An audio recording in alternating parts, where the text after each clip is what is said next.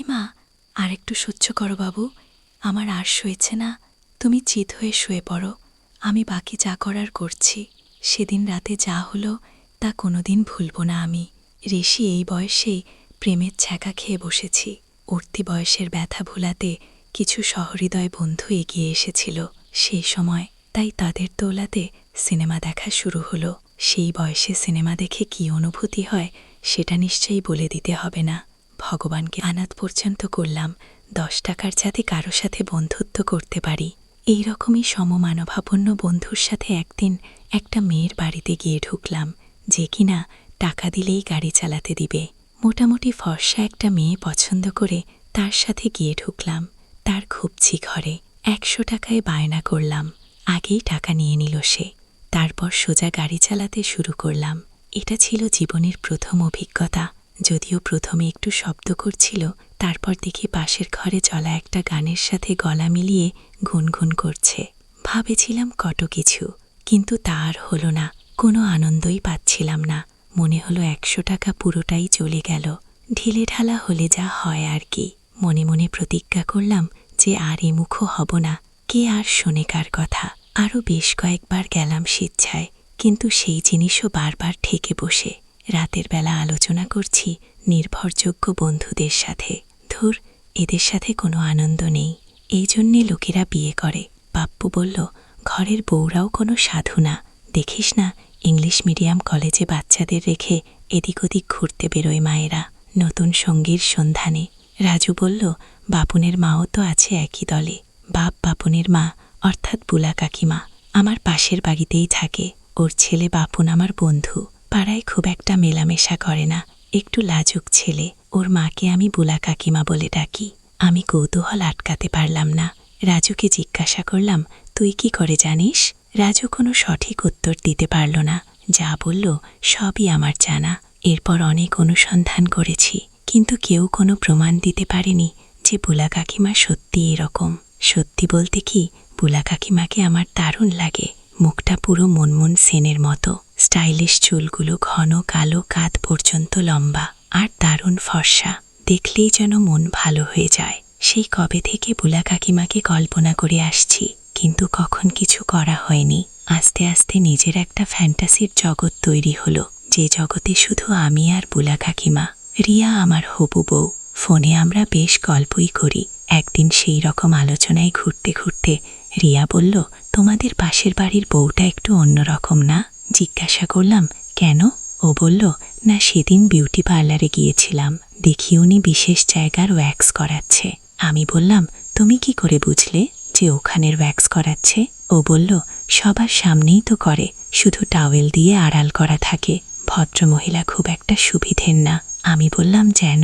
ও বলল, আমি দেখেছি অনেকদিন গড়িয়াহাটে কয়েকটা ছেলের সাথে, বেশিরভাগ ওই সব ছেলেদের সাথে ঘুরে উনি।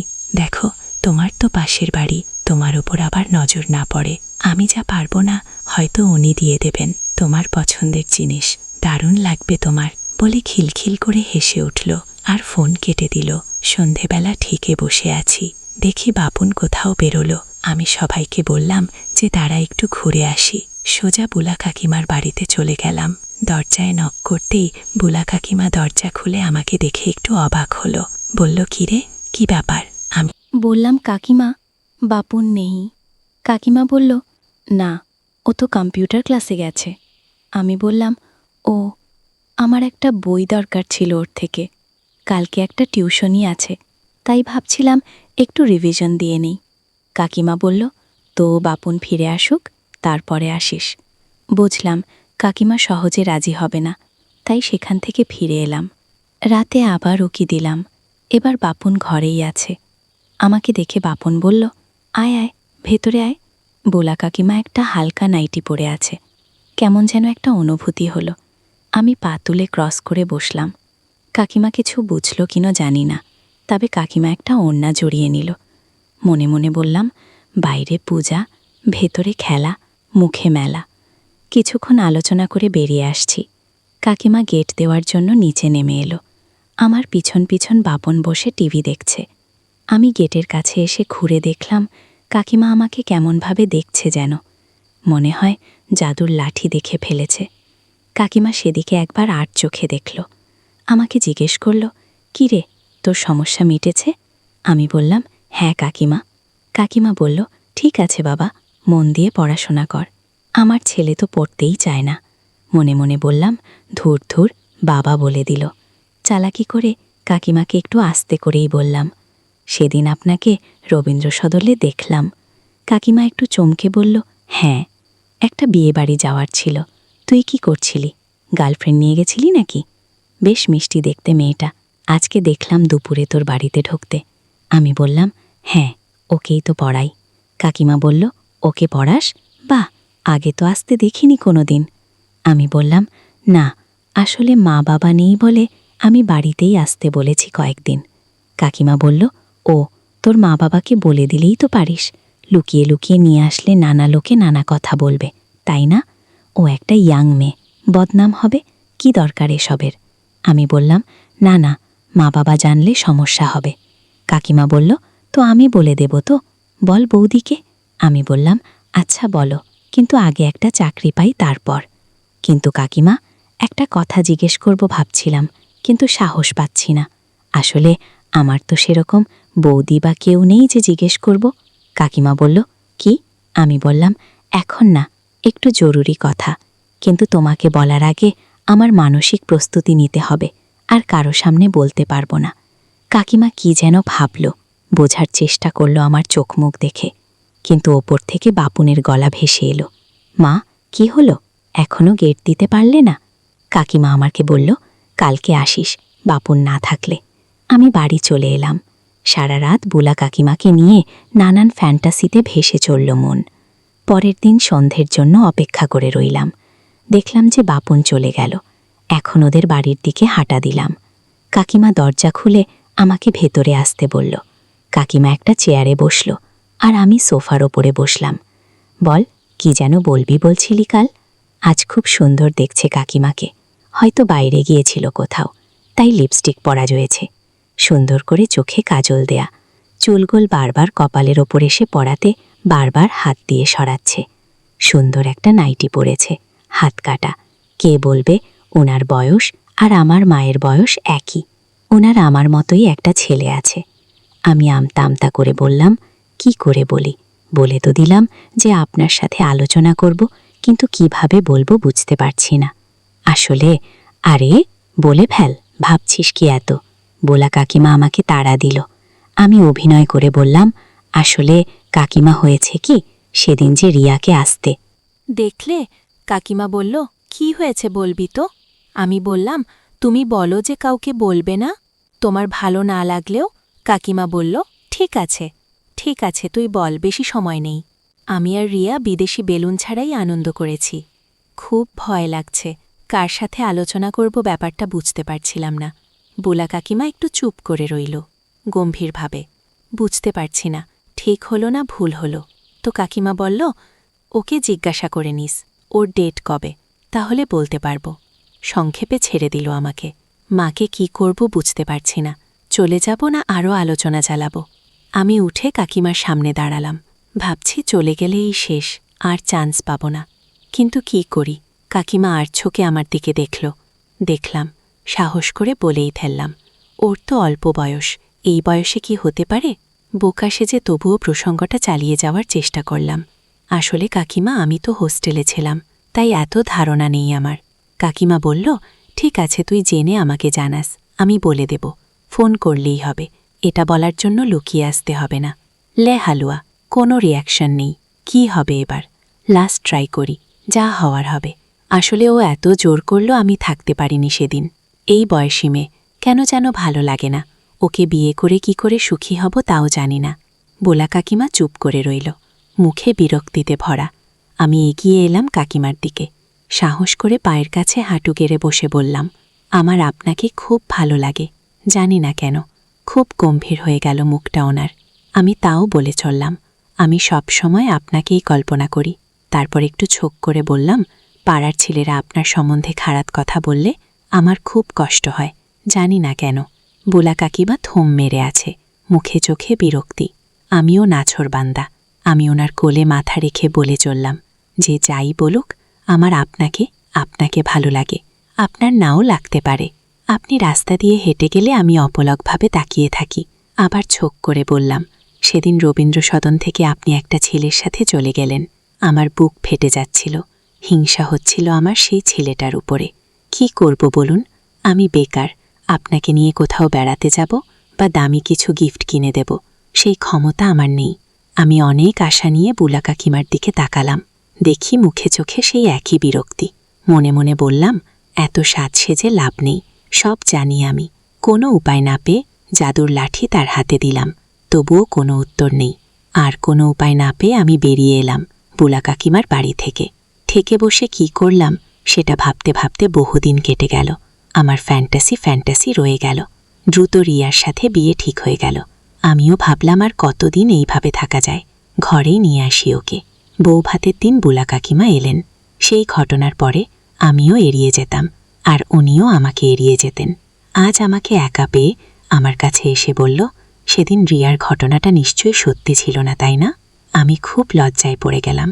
উনি আমাকে বুঝে ফেলেছেন পুরোপুরি। আমি হাঁ করে ওনার দিকে তাকালাম।